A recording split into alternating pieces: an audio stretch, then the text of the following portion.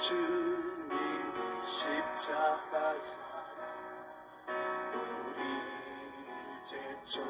제촉하시네.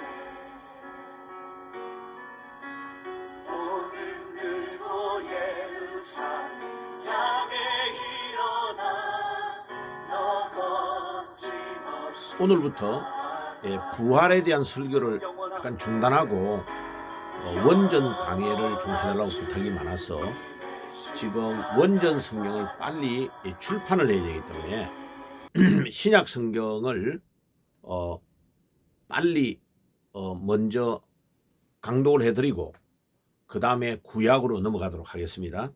이제 기도를 많이 해주시고 이게 OK 교정을 해가지고 출판을 하려고 하니까 지금 제가 출판하려고 하는 성경 원전 직역은 그냥 성경이 아니고요. 이제까지 우리 한국에서 출판되어 나온 성경은 한문을 로 되어 있는 성경을 참고해 가지고 옛날 어른들이 번역을 먼저 하고 나중에 일본 언어로 된 것도 번역하고 영어로 된 것을 참고를 해 가지고 많이 이제 한 실정인데 원어에서 다이렉트로 번역한 성경은 없습니다. 제가 알기로는.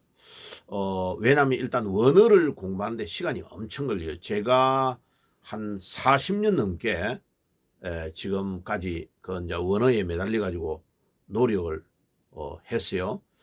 40년도 넘었죠. 뭐 거의 80년도부터 집중을 했으니까요. 90, 2000, 2020, 2023년이니까 예, 40년이 좀 넘었네요.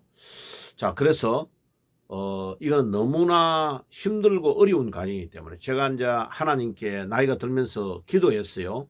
하나님, 여러 개를 다 할 수는 없으니까 제가 하나님께서 이 땅 위에 하나님이 저를 보내시고 목사가 되게 하셨는데 제가 꼭 해야 될 일이 뭡니까?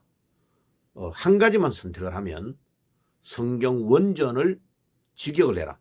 그러니까 지금 천주교가 판권을 가지고 있는 성경은 아프리카의 알렉산드리아 쪽에서 가지고 있었던 판에서 천주교가 주관을 하는 것인데 거기는 많이 원판이 훼손되어 있어요.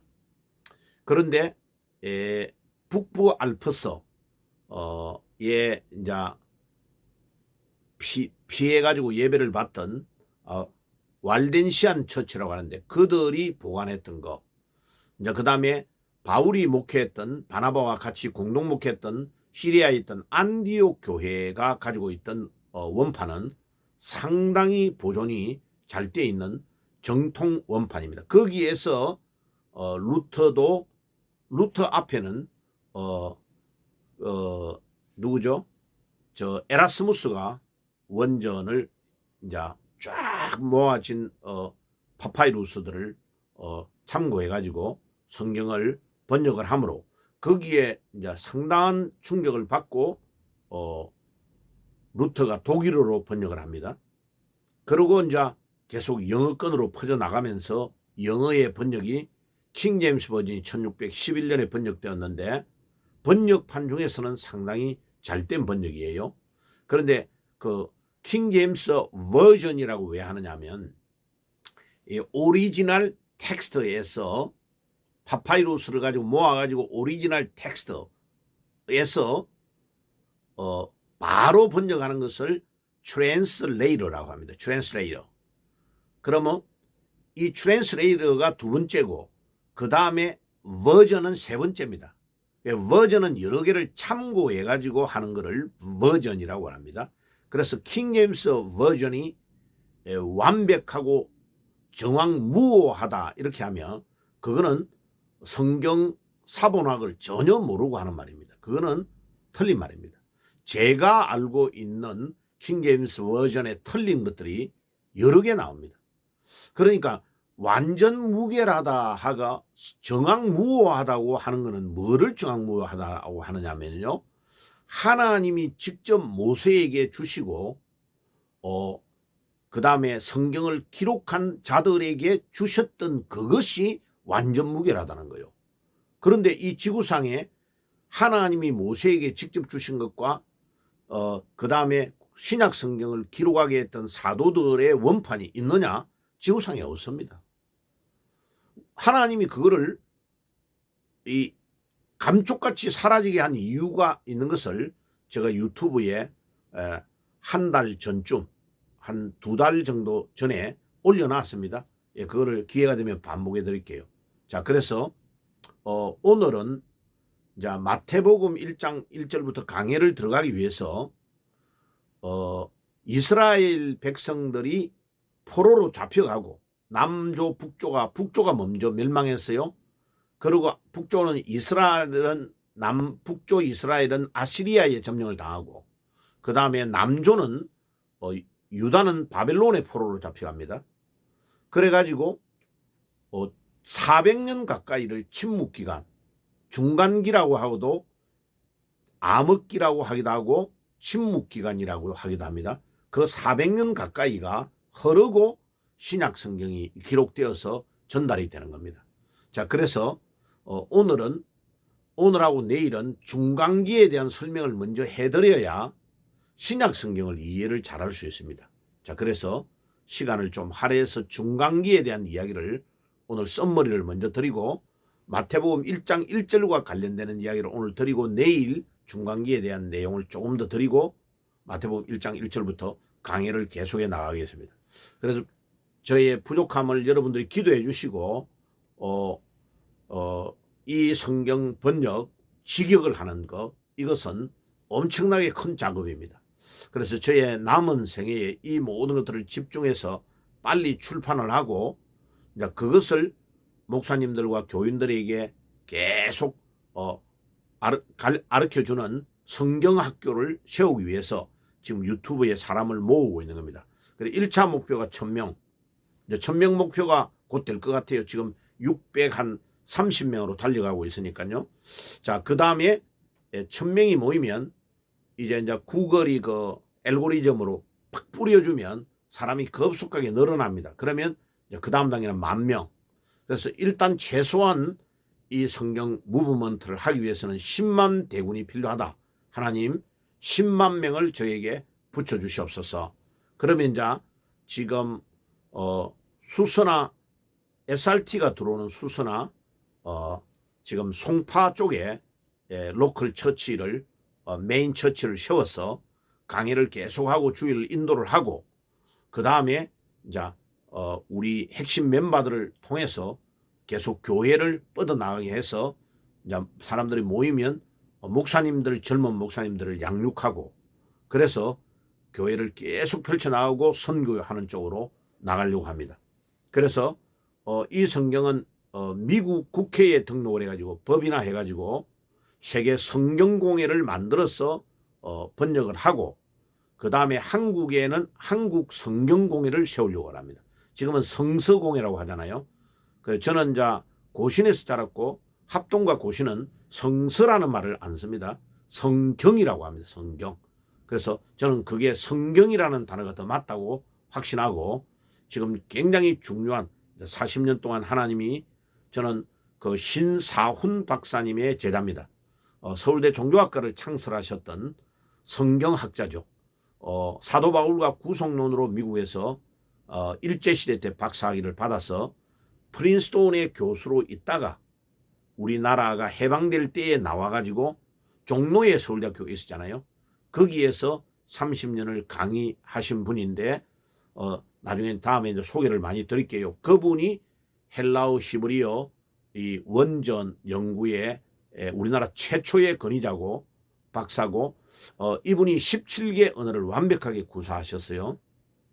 그래서 제가 그분에게 10년간 종로에서 박사님 댁에 먹고 자고 살면서 학교로 모시고 가고 교회, 학교, 제가 청계천에 있는 헌책방 골목 그 외에는 거의 10년을 다녀본 적이 없어요. 바로 옆에 있는 창경궁도 한번 구경을 못 해봤습니다. 뭐 그 이후에 구경은 했지만은 그만큼 이제 하나님이 저에게 이 원전을 집중하게 하셔서 지금까지 오게 하셨고 이제 그분을 돌아가시고 장례식을 끝낸 후에 제가 미국으로 건너가게 된 것입니다. 자, 여러분들 이제 기도를 많이 해주시고 부족하지만은 이 남은 생애에 정말 성경을 원래의 성경을 먼저 회복하면 신앙의 뜨거운 운동이 일어나고 교회 운동이 일어나고 전도 운동이 일어날 줄 믿습니다. 자, 이게 핵심이기 때문에. 그러니까 중세 시대의 종교개혁도 성경의 원전을 회복함으로 시작됐습니다. 왜? 말씀이 예수님이고 그 말씀이 되시는 분이 천하 만물을 창조하셨고 그분이 주인공이 되도록만 하면 새로운 신앙의 운동과 역사 운동이 일어날 줄 믿습니다. 여러분들 기도 많이 해주시기를 바랍니다. 그러면 오늘 그 마태복음 1장 1절과 중간기에 연결되는 것을 몇 개만 말씀을 드리고 내일로 넘기겠습니다. 자, 마태복음 1장 1절의 원전을 직역을 하면 이렇습니다. 그 책이다라는 단어가 제일 먼저 와요. 비브로스라는 단어, 책이다라는 말이 먼저 오는데 뒤에 수식어가 있기 때문에 정관사가 있으면서 해석이 될 수밖에 없죠. 그 책이다. 그 책은 어떤 책이냐? 예수 그리스도의 혈통의 책이고 컴마하고 다윗의 자손 컴마하고 아브라함의 자손이시다. 이렇게 되어 있어요.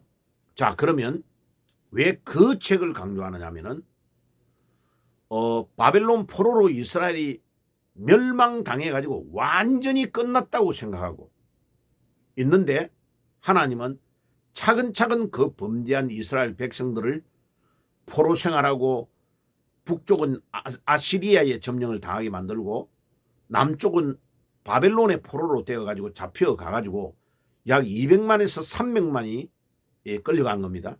그러니까 우리나라가 일본에게 이렇게 점령을 당한 거하고는 비교가 안 됩니다. 왜? 우리나라는 우리나라가 여기 있는데 일본 사람들이 들어와 가지고 이렇게 침략을 한 거잖아요. 그런데 이스라엘은 들어와서 북쪽은 아수르가 군인들을 보내 가지고 아수르의 혼혈 정책으로 완전히 이스라엘의 피를 섞어버린 겁니다. 아수르의 군인들이 이스라엘의 여자들을 완전히 자기의 놀이개감으로 만들어 가지고 사마리아의 북쪽의 수도였던 사마리아인들이 바로 혼혈족입니다. 그러니까 남쪽 사람들이 자기가 멸망되기 전인데 북쪽에 있는 사마리아 사람들을 개라고 말했습니다. 그렇게 욕했어요. 동족인데. 그런데 우리 예수님은 수가성의 여인에게 찾아가셔서 복음을 전했죠. 바로 예수님이 그 시대의 모든 사고방식을 뛰어넘고 복음을 전하고 계시는 거예요. 그런데 얼마 안 돼가지고 북쪽인 BC 722년에 멸망을 했는데 남쪽 유다는 586년 BC에 바벨론의 침공을 받고 멸망합니다. 그런데 이제 북쪽에 있는 사마리아를 요구했던 남쪽 사람들은 훨씬 더 심한 타격을 받습니다. 봐요. 그들이 우상처럼 섬겼던 성전이 완전히 불타버리고 거기에 있는 금과 모든 기둥에 있던 금 같은 거 이런 것들을 싹 다 뜯어가지고 바벨론이 가지고 가버렸어요. 그리고 왕을 눈을 빼가지고 쇠사슬에 묶어가지고 왕을 맨발로 질질 끌고 바벨론으로 포로로 끌고 간 겁니다. 그리고 다니엘과 같은 위대한 인물들 젊은이들을 끌고 200만 명에서 300만 명을 노예로 잡아가 버린 거예요. 자, 그런데 하나님이 바벨론이 그렇게 대단했던 나라가 바로 페르시아에게 멸망을 당해버립니다. 하나님이 예언한 그대로 예레미야를 통하여 예언한 그대로 70년 만에 바벨론 왕에 의해서 돌아가도 좋다는 칙령이 내려져 가지고 돌아옵니다. 그러니까요. 이게 꿈인지 생신지 모를 정도로 놀라운 변화가 일어납니다. 그런 모든 변화의 변혁기가 이 중간기에 일어납니다. 자, 하나님이 잠자고 계셨느냐? 아닙니다. 하나님은 그들이 우상을 섬기고 음란하고 타락하기 때문에 그들을 아시리아에 또 남쪽은 바벨론에 노예로 삼도록 만들었지만은 하나님은 얼마나 마음이 찢어질 듯 아팠는지 그들을 다시 3차에 걸쳐서 포로로 바벨론에 잡혀갔던 사람들이 귀환되어 돌아오게 만듭니다. 다 돌아온 건 아니고 1차에 4만 몇천 명, 또 2차에 3차에 걸쳐서 중요한 인물들이 돌아와서 예루살렘을 재건하기 시작합니다. 그 일과 그 일이 있고 나서 그 다음에 알렉산더 대왕이 젊은 나이에 아버지가 암살됨으로 인해서 젊은 나이에 왕이 돼가지고 이 알렉산더 대왕이 28세부터 이렇게 전 지중해 연안을 전쟁을 도모해가지고 아프리카 이런 데까지 점령을 해버립니다. 그러니까 이 그리스 헬라어가 전 지중해 연안에 펼쳐지고 문화가 이렇게 전파가 되니까 하나님이 헬라어로 신약 성경을 기록하게 하십니다. 자, 그리스가 로마의 정복을 당하죠. 그런데 군인의 힘으로 로마가 그리스를 점령을 하지만은 문화는 거꾸로 로마가 그리스의 문화에 정복을 당합니다. 그래서 라틴어, 로마인 라틴어로 기록을 안 하고 헬라어로 기록한 이유는 헬라어가 정간사의 변화와 모든 변화가 훨씬 더 정확하기 때문에 헬라어가 지구상에 존재하는 언어 중에 가장 정확한 언어니까 가장 정확한 복음인 신약 성경의 복음을 헬라어로 기록하게 해서 전파하게 하시는 것입니다. 하나님의 놀라우신 섭리가 거기에 있습니다. 자, 그러면 왜 400년 동안 침묵기가 있었느냐? 하나님은 이스라엘을 엄청난 연단의 가마솥 안으로 집어넣으신 것입니다. 그렇지 않고는 새로운 사람으로 뽑아낼 수가 없기 때문에 하나님이 이스라엘을 북쪽 이스라엘은 아수르에 아수르가 또요 그 혼혈 정책을 쓴 것뿐만 아니라 남자들을 잡아가지고 노예로 만들어가지고 전 세계 노예 시장에 팔아버렸습니다.